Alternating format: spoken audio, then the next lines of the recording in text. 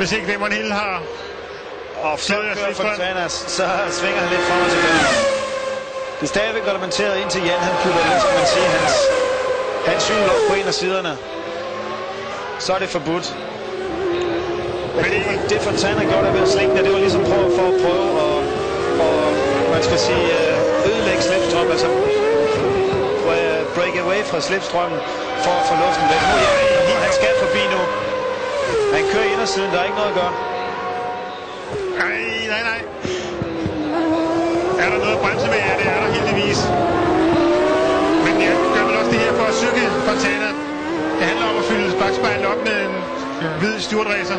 Det er klart, Jan er på omgangstiden helt sikkert meget hurtigere end Fontana, men Fontana kører i indersiden, og Jan går ikke på ydersiden nu. Men når de kommer derop, så er der igen, de skal til venstre, og Fontana har indersporet. Så... Ja, der kommer en super overhældning af Magnussen, og det var helt forbi i samme øjeblik. Ja, nu har Hill, han har det bedste op af Hill, og der lukker Jan for Hill. Forrygende kørsel, og Jan først ind på stadion.